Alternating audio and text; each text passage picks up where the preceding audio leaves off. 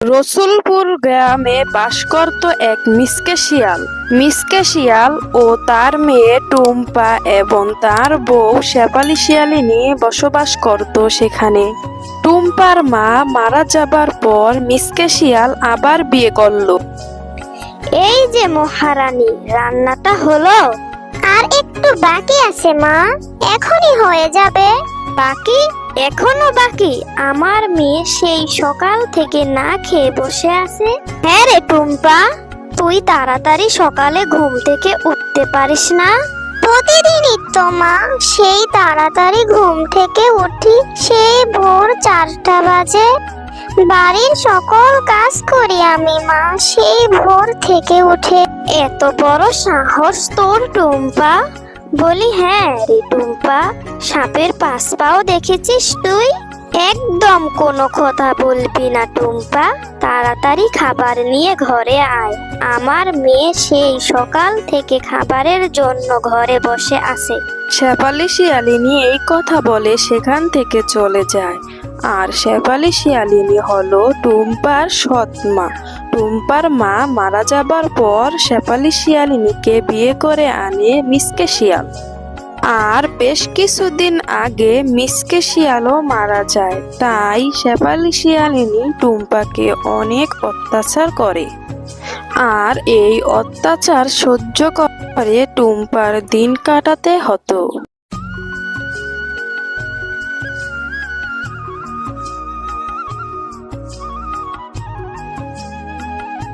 মা, এই নাও তোমাদের খাবার, তোমরা খেয়ে নাও এখন। এতক্ষণে মহারানীর আসার সময় হলো খাবার নিয়ে। খালি পেটে থাকলে আমার যে শরীর খারাপ করে, সেটা কি তোকে রোজ রোজ বলে দিতে হবে টুম্পা? হ্যাঁ রে টুম্পা, তোকে কি আমি রোজ রোজ বলে দিব একটা কথা? তোর মাথায় কি কিছুই থাকে না রে টুম্পা? মা, তুমি কাকে কি বলছো? ওর মুখের মতো ওর মাথাটাও কালো কুচকুচে, তাই তো ওর কোনো কথাই মনে থাকে না। ঠিকই বলেছিস মা মিনা, ওর মুখের মতোই ওর মাথাটাও কালো কুচকুচে। ওকে দেখতে একটুও ভালো লাগে না, খুব বিশ্রী লাগে ওকে দেখতে। তোমরা কেন আমাকে এসব কথা বলছো? আমি একদম বিশ্রী দেখতে না। আমার মা বলতো আমাকে দেখতে ওই চাঁদের মতো সুন্দর লাগে। হ্যাঁ তাই তো, তোকে দেখতে ওই আমাবস্যা চাঁদের মতো কালো কুচকুচে। হ্যাঁ রে টুম্পা, এখানে দাঁড়িয়ে না থেকে পুকুর পাড়ে যা, ওখানে গিয়ে কিছু প্লেট বাসন আছে সেগুলো ধুয়ে নিয়ে আস। এই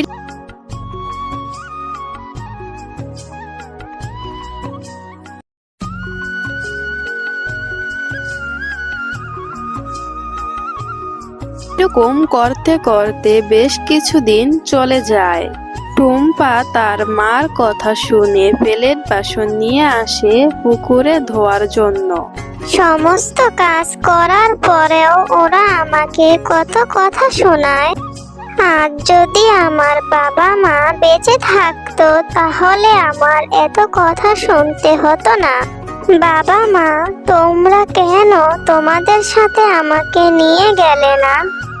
কালো হওয়ার কারণে টুম্পাকে তার মা ও তার সৎ বোন অনেক অত্যাচার করত। আর টুম্পা মুখ বন্ধ করে সবকিছু সহ্য করে নিত। এই টুম্পাকে নিয়ে হয়েছে আমার অনেক জ্বালা। সম্পর্কে তো ও আমার বড় মেয়ে। পাড়ার প্রতিবেশীরা সকলে আমাকে বলে আমি বিলে টুম্পার উপর অনেক অত্যাচার করি। তা অত্যাচার করব না তাহলে কি করব? ও তো আমার সৎ মেয়ে, ও তো আমার নিজের মেয়ে না। টুম্পাকে তো আমি আমার মেয়ের মতো দেখতে পারবো না। সুযোগ পেলে আমি ওকে এই বাড়ি থেকে বের করে দিব। আমি এখন কি করব? কোথায় যাব? আমার তো যাওয়ার মতো কোনো জায়গা নেই। বাবা মা, তোমরা আমাকে রেখে কেন চলে গেলে? হে আল্লাহ, আমাকে তুমি এই পৃথিবী থেকে নিয়ে যাও। আমি আর এখানে থাকতে চাই না। আমি আর এই পৃথিবীতে থাকতে চাই না, আমি আমার বাবা মার কাছে চলে যেতে চাই। এইরকম ভাবে বেশ কিছুদিন চলে যায়।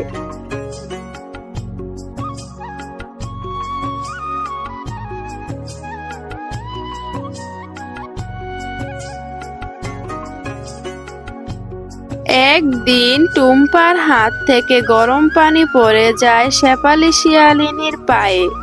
ওরে বাবা রে, মেরে ফেললো রে, এই শয়তান মেয়ে আমাকে গরম পানি দিয়ে মেরে ফেললো রে। হ্যাঁ রে টুম্পা, তুই কি আমাকে মারতে চাস? তুই তো অনেক খারাপ হয়ে গেছিস, তোকে আর আমি আমার বাড়িতে রাখবো না টুম্পা। ডাইনি মেয়ে একটা, আমাকে মারতে চাস তুই? তোকে আমি আর আমার বাড়িতে রাখবো না, বের হয়ে যা বলছি, বের হয়ে যা আমার বাড়ি থেকে। এরপর শেফালি শিয়ালিনী টুম্পাকে বাড়ি থেকে বের করে দেয়। এরপর অসহায় টুম্পা বাড়ি থেকে বের হয়ে আসে। টুম্পা বাড়ি থেকে বের হয়ে এসে একটি পুকুরের পাড়ে দাঁড়িয়ে কান্না করতে লাগলো। আর সেখানে টুম্পার কান্না দেখে একটি পরী এসে উপস্থিত হয়। কি হয়েছে টুম্পা তোমার? তুমি এখানে এসে কান্না করছো কেন? কে তুমি? তুমি এখানে আসলে কিভাবে? আর তুমি আমার নাম জানলে কেমন করে? আমি হলাম পরী, আর আমি সব জানি। এবার তুমি বলো, তুমি এখানে দাঁড়িয়ে কান্না করছো কেন? এরপর টুম্পা পরীকে সব ঘটনা খুলে বলে। আর সব ঘটনা শোনার পর পরী বলল, আমি তোমাকে সাহায্য করব। এই নাও জাদুর সাবান। এই সাবানের পুকুরটা আমি তোমাকে দিয়ে দিলাম।